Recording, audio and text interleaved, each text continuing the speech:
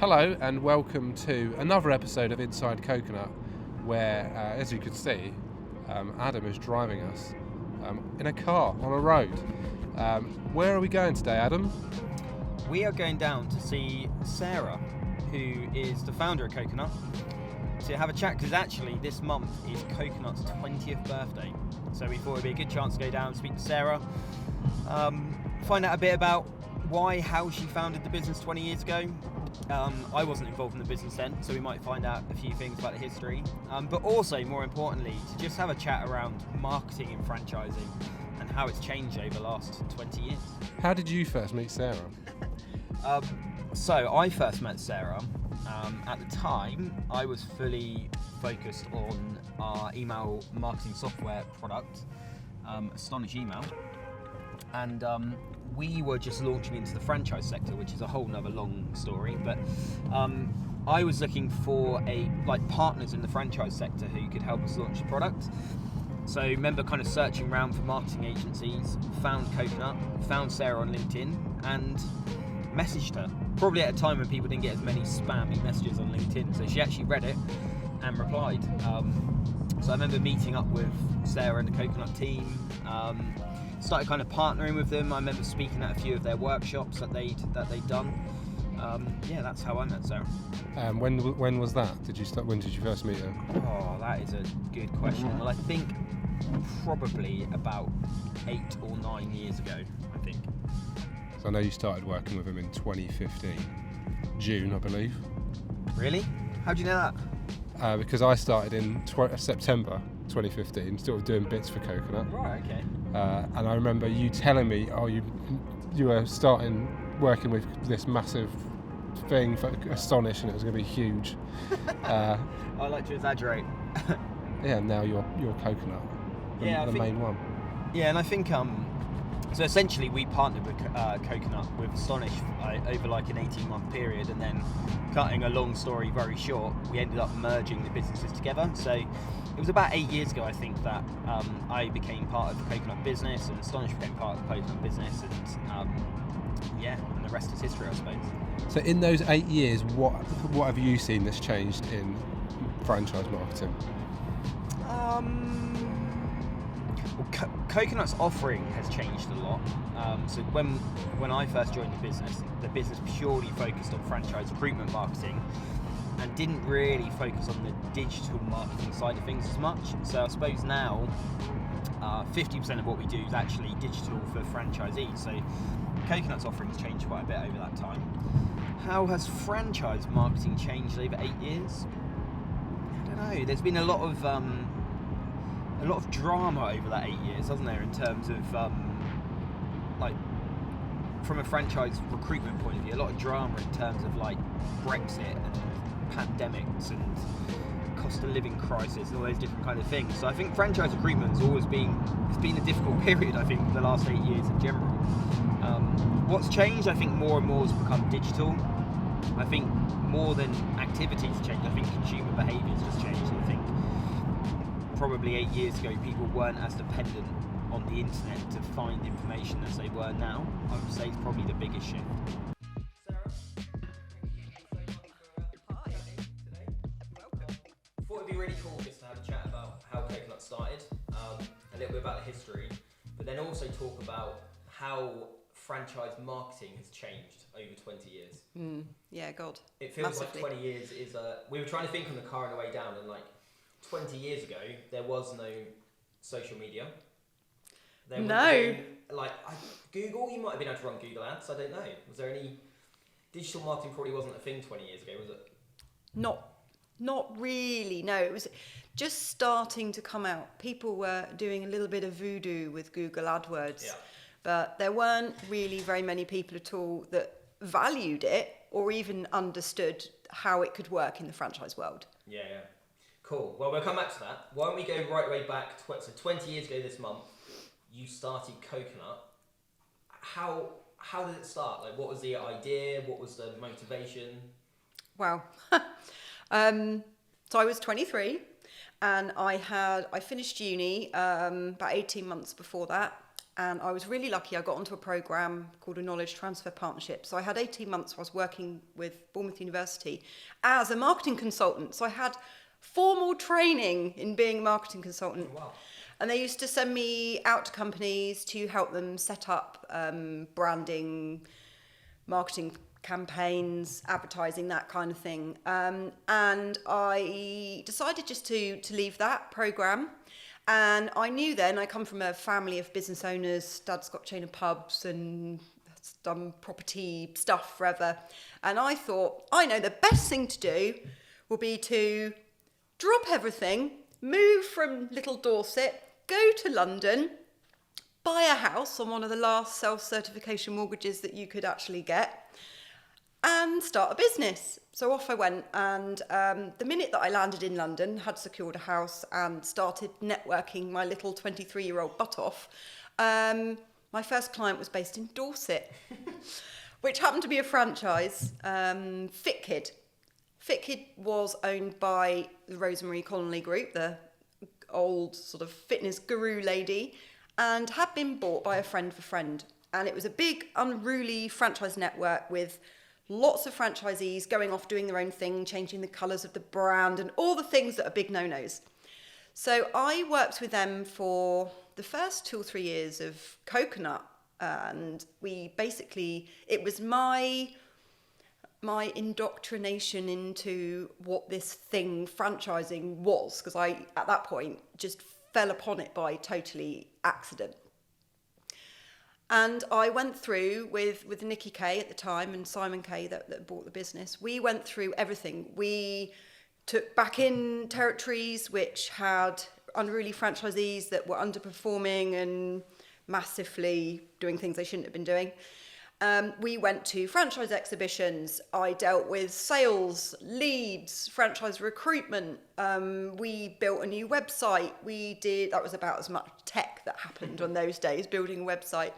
We did PR, we did mainly exhibitions, really, and then dealing with all the leads. And we knew that if we had an exhibition in the spring and the autumn, then that would get us through the year and we'd have enough leads in the pipeline.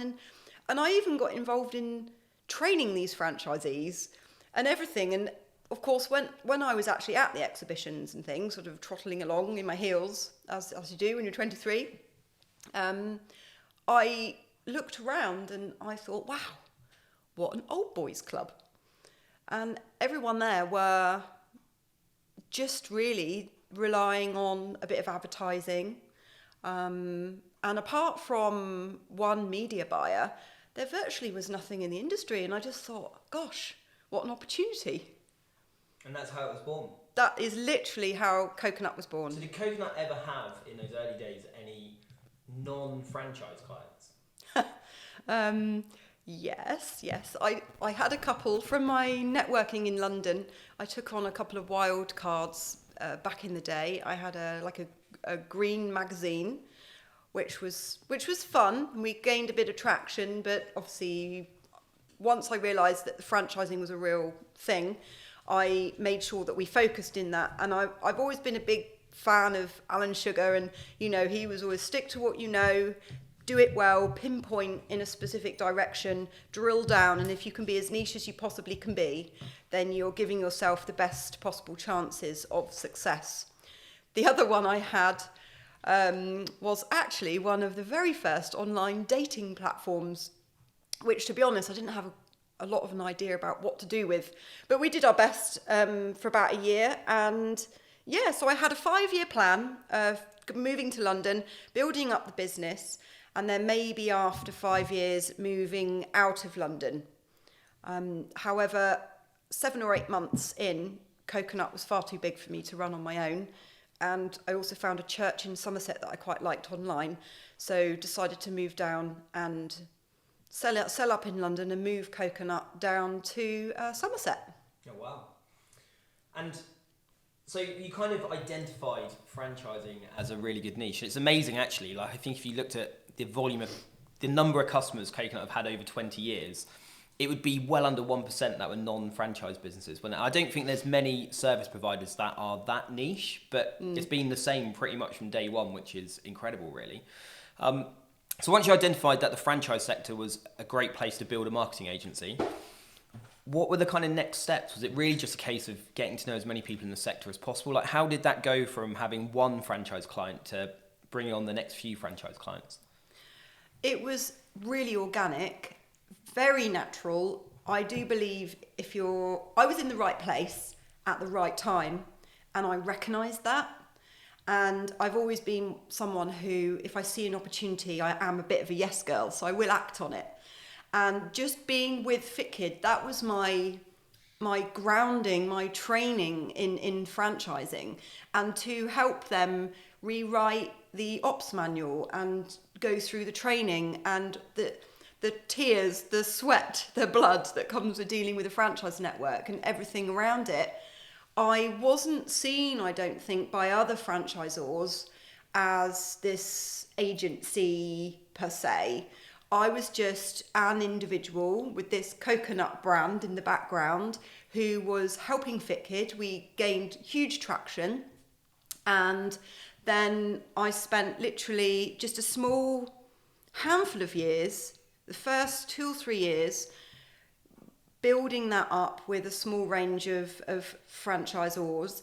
And then my next, I would say, sort of big break was just 2007, when there was the crash of the Lehman Brothers, the economic downturn, and boom, again, it accelerated franchising.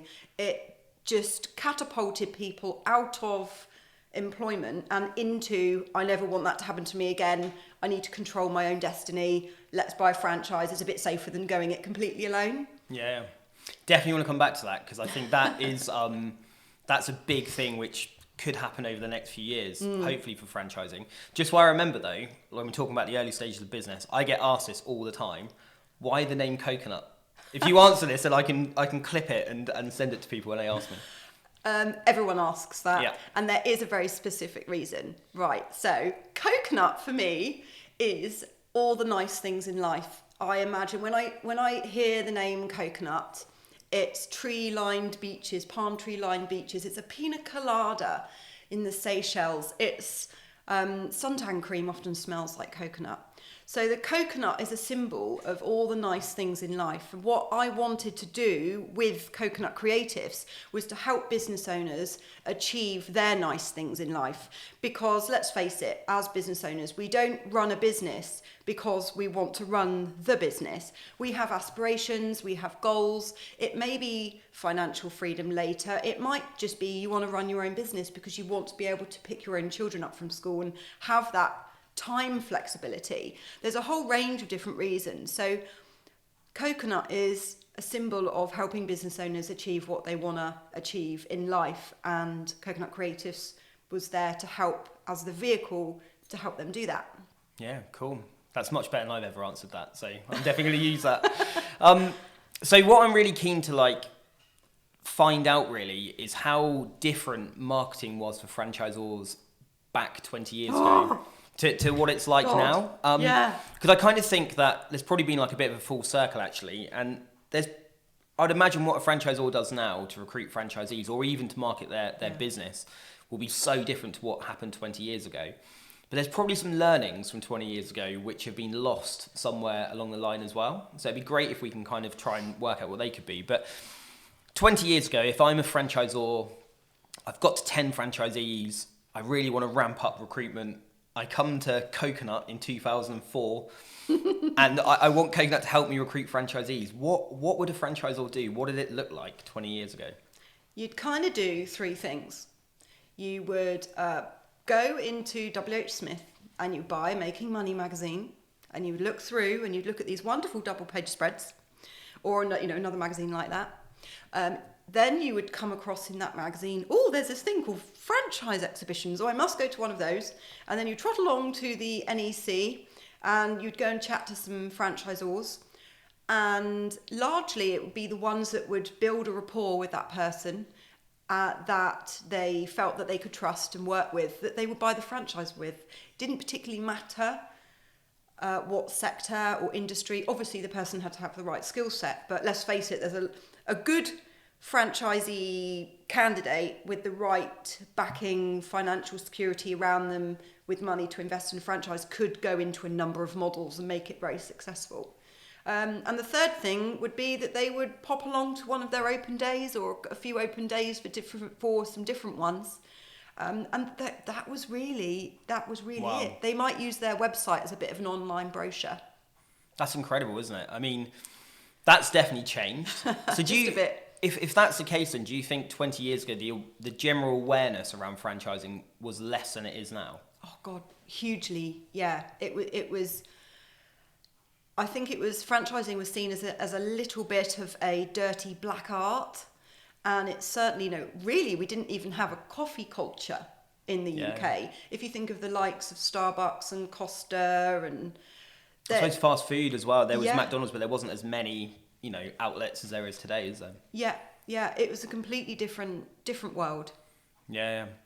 And I mean, it kind of blows my mind thinking about it now, because actually, I suppose those shows were, obviously the shows are still in place, but they're probably very different, weren't they? So I suppose people went along to the show at the very start of their journey for looking to invest in a franchise and didn't really know too much about it, and they went there to learn. Yeah. That is exactly it.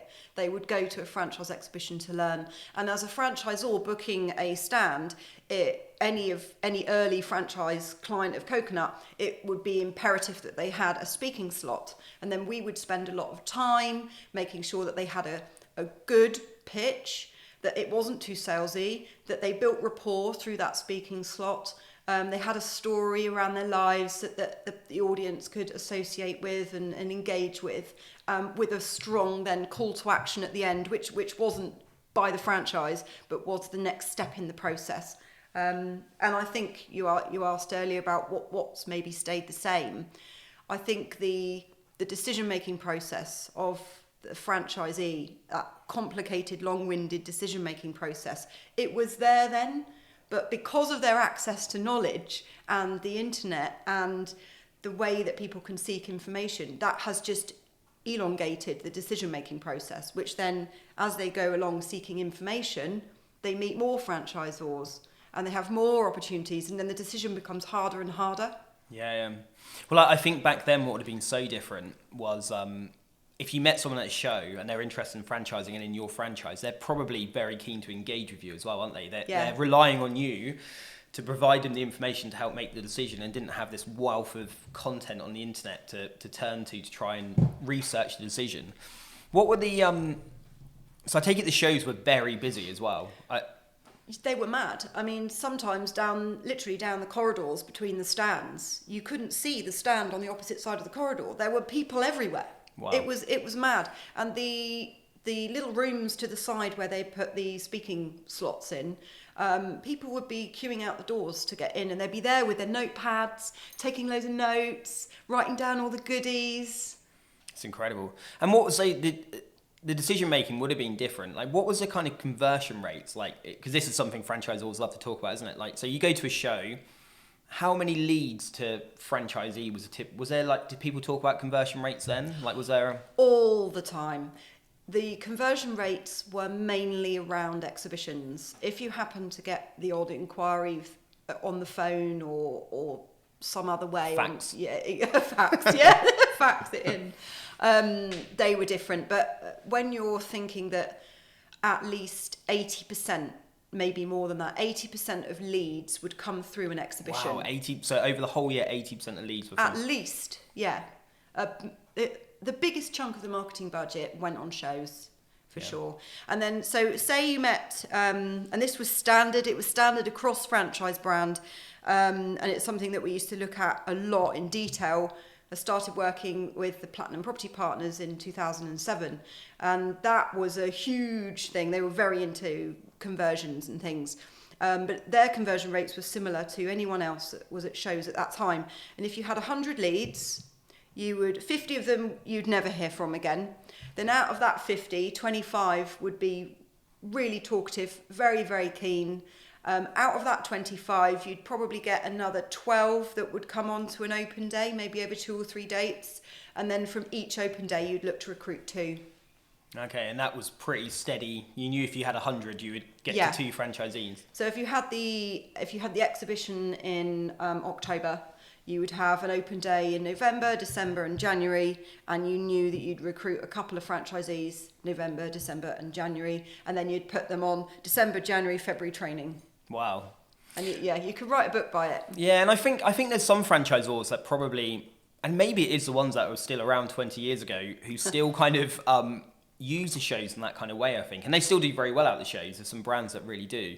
But obviously 20 years on, there's just so many places that franchisors can try and find franchisees. But I suppose going back to then, if the show was the only real opportunity to engage with like lead generation, what was a franchise recruitment process like 20 years ago? I'm just trying to work out if that's changed, because it probably hasn't, I suppose. Like the really good franchisors, how did they follow up those leads from shows?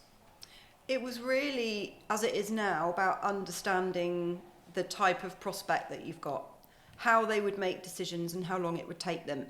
It would take around 3 to 6 months for someone who decided, right, I need to look at franchising, I'm quite keen on this. It would be 3 to 6 months before they would find the franchise that they would buy.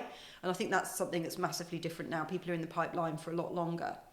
The other thing is that really it would be about the trust in the franchisor. If they liked someone and they found them and they thought, yep, do you know what? There are 2 questions really. Can I work with these people? And am I going to make some money? And if those 2 were a tick, a lot of people would go in and jump for it. Yeah. And I'd imagine then it was much easier to get people to engage on the phone. And because I think when you talk about that 100 to 1, I think it probably still is similar. But actually you probably only get through to maybe 30, and then actually you only get through to 5 or 6 solid leads that maybe turn out to 1 franchisee. But like you say, it's probably so much more competitive now because people on that journey find other brands and they explore other sectors, and it's just a completely more, I don't know, complicated process. Well, I mean, literally, it's the push-pull of marketing now. Even if someone starts looking at franchising online, the algorithms mean they're going to get things popping up left, right and centre. That never would have happened. You never would have had that 20 years ago. Yeah, absolutely. So thinking along the timeline, I'm going to go back to because you got up to sort of 2007 then. And this bit I think is interesting actually for franchising today, because so obviously then there was the... did they call it the credit crunch? Is that what the 2007 one? Yeah. So the recession in 2007, 2008.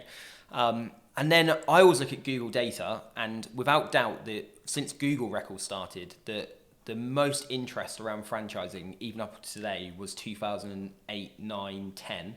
And then it's always been in a decline since then, really. So running a marketing agency helping franchisors recruit during those years, were they really bumpy years for franchise recruitment? Did it suddenly kind of change after the credit crunch? I think there was a lot of change in the industry per se.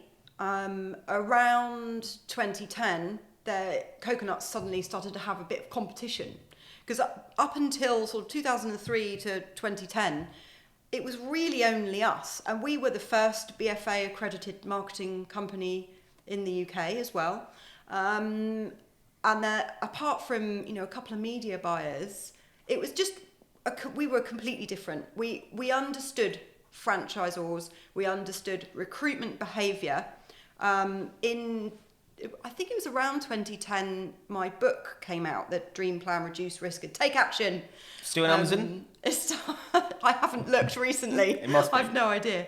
But coconut just steadily grew, and then we just grew. It didn't seem to matter, because also there was a few openings. Do you remember around sort of just the start of 2009, 2010, there was the government changed some legislation in EPC, the energy efficiency certificates for corporates. And then bam, a whole new market emerged, and they franchised. And we picked up some of those clients that were all wanting to beat each other to the post to be the first established What kind of sectors were they? What sector was that in? Energy? So energy efficiency certificates for corporates. So any kind of commercial office space had to have an EPC attached to it. Previously to that, I don't think that they did. Well, there was some sort of big change there. So it was all about how angling that and getting them into. None of those companies understood franchising, and I think there's always been a steady number of entrepreneurial business owners that have had good, solid, established businesses that want to go into the franchise market. And we've always had really strong relationships with a lot of the franchise consultants. So there was almost, as well as us sort of being at exhibitions or, you know, talking to other established franchisors, we would pick up a lot of the new ones and hold their hand. They literally just had their operations manuals written. They had just got their legal agreements in place and they were hungry and ready to recruit, but had no idea how to do that. So putting together just a standard but solid recruitment plan for them and getting them their first few handful of franchisees was a real area of there really wasn't anyone else doing it. Yeah. And I suppose it was much harder then because you couldn't just go on a listing site online or start running some Google ads for yourself to try and find franchisees. You needed someone with the experience, I suppose. You did, yeah. I mean, there were obviously a few on, you know, listing sites, like businesses for sale or franchise sale and ones like that. But having a listing on there, what do you put on there? What kind of imagery do you use? What should your call to action be? Then what do you do when someone actually sends you an email and says that they're interested? What do you do with that? How do you structure an open day? How do you do a discovery day? What should you tell them on a discovery day? Where should you host it? How many people should you have there? What information should they have after the discovery day? You know, there's this whole process that we had in place that was proven, that was working across some huge brands. I mean, you know, we helped Platinum recruit, they had 30 and then 18 months later, they had nearly 200 franchisees. And that was largely down to a process that we put in place, obviously alongside their excellent sales that they were doing. But really just, I think we were able to, as Coconut, like gel with the franchisors team and just work with them. And I think that's something that has been the magic of Coconut for the whole 20 years, is the way that people used to call us, didn't they, that their coconut department, or the coconuts. And we gel with their team and we fill in those gaps, those skill gaps that they have. We wouldn't just fill it, but we would train them and we'd empower them with knowledge and experience. And I think as you were talking then, I was just thinking some of the IP that you created, I suppose, in the early years of Coconut, which still stands today. Like there's so many things when, like you were talking about, whether it be like discovery days, like a way of kind of structuring discovery day. I was thinking, just as you were talking around like imagery, like giving franchisors advice on the types of imagery they should have through their recruitment process. Yeah. We still use that today. The 3 types of imagery. Yeah, the 3 types of imagery. Good. And there's so much like IP that was created back then, which still is completely relevant today. And yeah, that knowledge, I suppose you just pick that over 20 years and it's so valuable, isn't it? Yeah, it was. And, you know, I listened and I watched and I took advice and I continuously trained. I'm trained in NLP. I did a lot of psychology, sociology, the patterns of behaviour with people. I've always been really fascinated in consumer behaviour and how people make decisions about buying things. And the most complicated decision-making process you're ever going to have, second to probably who you're going to marry, is really going to be whether you buy a franchise. Certainly the biggest financial decision you're ever going to make, isn't it? It affects everything. It affects your home, your family, the support you have, you know, your time, your finances. It's, you know, and you've got to have that support in the background.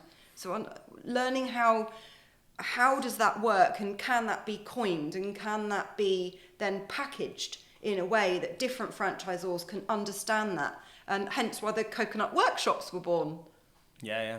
And I think a big thing on that, which would have definitely been your creation, which I still think lots of franchisors don't, they kind of fail with it a little bit, is that the fact people are, yes, they're interested in the detail about the franchise opportunity and what it can bring and the training and the support, but actually underpinning all of that is they've got some sort of pain in their life, which they're trying to move away from. And actually, I think a lot of franchisors get stuck very much in marketing the detail, when actually they need to be marketing to that pain point. And that's something, actually I was just thinking again as you were talking, that I remember in my early days of being involved in Coconut, going along to client meetings with you, and I just learned so much. You'd stand up and present, and I'd be like, that's incredible. Like the volume of IP there was around all of this kind of stuff. But the pain point thing must have come from your understanding of the consumer behaviour and why people would look to buy a franchise in the first place. Yeah, I was on a course one day. It wasn't Tony Robbins, but it was somebody like that. I can't remember who it was. And they said people are 4 times more motivated to move away from pain than towards something positive. And I sat there and went, oh, that's franchising. And so I really looked at that. And then everything that we ever did in Coconut, I always wanted to back up. I wanted to test it. I wanted to know that it was going to work. So that's why the qualitative market research was born, which I know a lot of staff used to hate doing. Yeah. Like, right, you need to ring and spend at least half an hour on the phone with these 30 people. But actually understanding why people had already bought a franchise, and the top 10 franchisees, the bottom 10 in any particular brand or more, it would give us an understanding of who they needed to recruit moving forward. And every single time it came out pain points. Every single time. Yeah, and they're pain points that the franchisor never understands because the person doesn't tell the franchisor about the pain point. They're trying to sell while they'd be a great franchisee. They don't necessarily talk about why they've got something in their life they're trying to move away from. So, I mean, I can think of a few research projects we did like that where actually the whole messaging of the franchise completely changed based off finding out why franchisees or the pain the franchisee had that led them to investing in the franchise. Yeah. And I still think to this day, that's one thing where I look at a lot of franchisors and their marketing for franchise recruitment, and there's still too much talking about the detail of the franchise. I always say they sell the sausage, not the sizzle. And I think that is the case, like a lot of the time. It's also a cultural thing. So the UK, we're a really funny, fickle little bunch of people. And the way we buy things is completely different to almost the rest of the world. And franchising, as we know, was very much founded and born in America.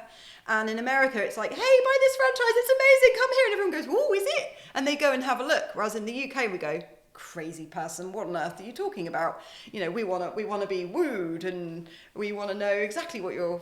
Well, we want to see proof. Yeah, we want to see this. Proof. Yeah. Exactly. So yeah, it is a real cultural thing as well. And I think that was also at a time when there was a lot of new American brands coming to the market in the early sort of 2011, 2012, 2013. I think that also bolstered the rise of coconut, because we had a lot of brands from overseas that had tried to launch in the UK completely unsuccessfully, doing things which were tried and proven and worked well in other countries. They've gone, we just don't understand it. And like McDonald's, we had great success with them, Tony and Guy, and a range of other brands who just were struggling. Yeah, I can think of some US examples as well where actually they were just too salesy a lot of the time. Like I remember speaking to one brand, they're like, we'll ring someone 30 times in the first week or something, and I was like, you just can't do that over here. Like people get restraining order. yeah, it just doesn't work.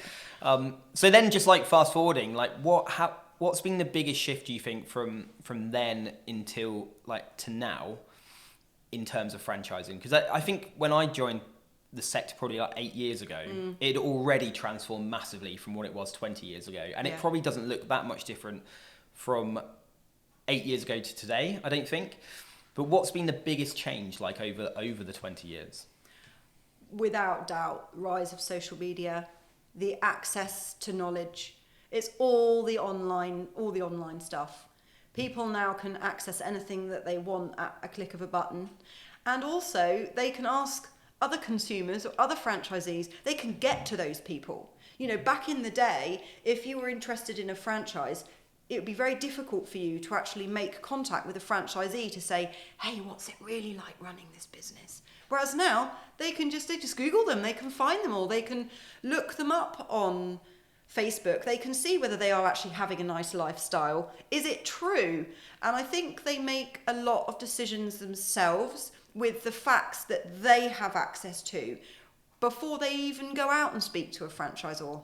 Yeah, that is a massive transition, isn't it? Like I always say to clients, like your best leads in the franchise at this point in time may not even be in contact with you. They're looking at you, they've known about you for the last year, you might have spoken to them at a show, but they didn't leave their details, but they follow you online, they're checking you out. But people now don't become an inquiry until they're ready to talk. Whereas going back 20 years ago, they had to become an inquiry to find out more. It's a massive transition, isn't it? There's almost there's two. It was happening probably 10 years in, and we started to look very much about the lead acquisition marketing. So that first section where you would get someone onto your database. That was one set of marketing, and that was your shows, your magazines, your PR, your advertising, all that kind of stuff. Then you've got this other whole set over here, which is marketing to the people that are on your database. And the Keep Warm, and that's where the Keep Warms, the Keep Warm campaigns that we started to do probably from about 2010 onwards, became more and more and more and more important about how you keep engaging with those people, sharing with them what you're doing, being open and honest and transparent, and being available and showing them stories about people that are doing well, trying to tap into the pain points, and just really trying to build rapport so that when they do actually come to you, they already feel like they know you. Yeah. And I think, funny enough, I think that's one of the challenges over the next 10 years, actually, and like how do brands continue to do that when it's harder to get people onto an email list, and maybe people are not engaging as much with those mediums as they were. That's a whole nother conversation, I suppose. When you think back, if you were speaking to a franchisor 20 years ago, what kind of advice and main things that a franchisor should be doing then? Sorry, this is a big question. I probably should have primed you for this one.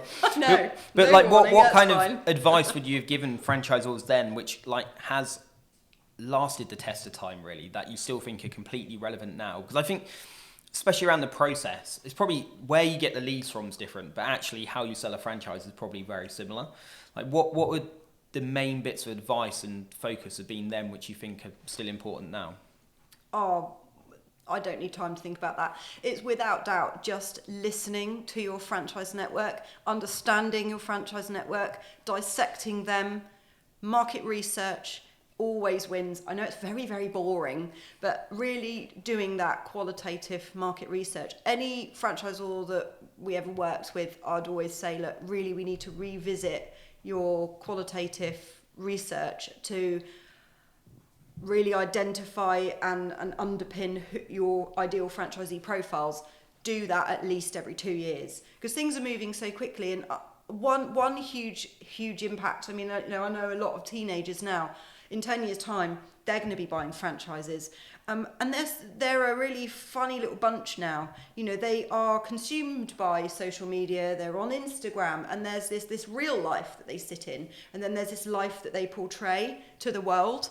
And the way that they communicate, the younger generation today, and the access to knowledge, TikTok and all of those platforms are shifting the way that they ultimately engage when they actually have to use their voice and pick up the phone. Yeah. And just going back, because I think so that research is trying to build those profiles of people, but I think very often I've seen franchisors share their kind of perfect profile franchisee avatar with us. And not sure they always built in the correct way. So they will say it's typically my perfect franchisee is Jane, and she is 25 to 30, and she has this kind of background. But that's important to know, that kind of demographic stuff. But it's deeper than that, isn't it? The profiles Coconut put it's together. massive. I mean, the profiles Coconut put together are sometimes 2 or 3 pages long, and there'll be 4 different ideal franchisee profiles, because it isn't always just one. And we would ask things not just what kind of newspapers do you read, because that's assuming everyone reads newspapers. What kind of news do you read? How do you consume that? How do you get your information? Is it online? Is it on a tablet? Is it on your phone? Is it, and then even the way that the same information that we put together is delivered now needs to make sure, it needs to be appropriate. It needs to be, digestible in little chunks. And the amount of attention span. So I've got an image of a goldfish going around in a bowl. But no, it is about 3 seconds, isn't it now? Yeah. And it just... Well, I saw, I remember through the pandemic, there was a stat that every day, the average human now scrolls the height of the Empire State Building on their phone of information. I can believe it. So like it's all about attention, isn't it? Yeah. And is it words? Is it video? Is it images? Is it a combination of these things? But yeah, an ideal franchisee profile isn't just a profile of a person. It's a profile of everything to do with their life, how they consume media, what hobbies they've got. Back in the day, one very small example is, where do you host an open day? Do you have it in your head office, or do you actually, if you realise that a lot of your franchisees for a completely different type of business a lot of them play golf, or their partners play golf, why not host it in a golf club? And then you're attracting people from, have it in areas where you actually want to recruit someone in that region. So there's so many different things that you can pick up from that qualitative research. It's unbelievable. That's an interesting thing, actually, because the pandemic has changed the behaviours of maybe franchisors more than franchisees when it comes to the recruitment process. Because obviously for 2 years you couldn't meet potential franchisees. So discovery days went online. Franchisors probably met prospective franchisees less. And probably most franchisors actually recruited franchisees without actually ever meeting them face to face.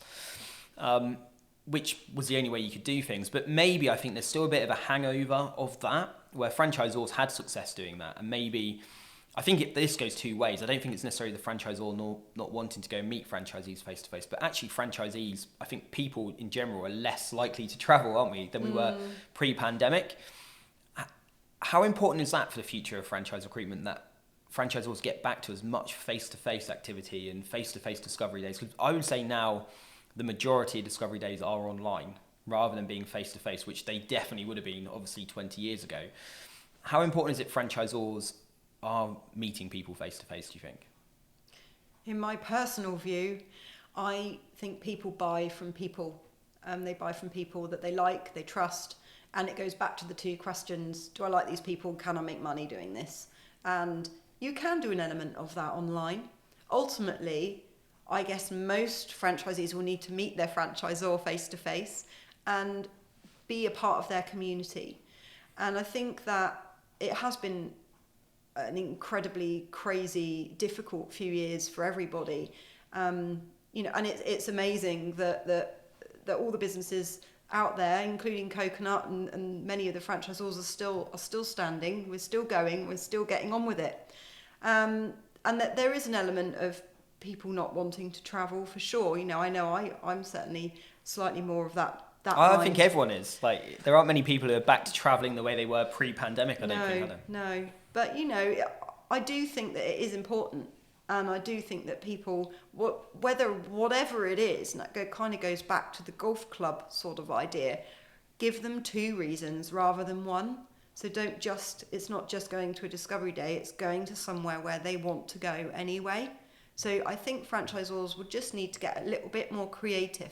Maybe not make it such a corporate touting meeting event, in a room in a hotel, like it's getting out and but actually make it much more interesting.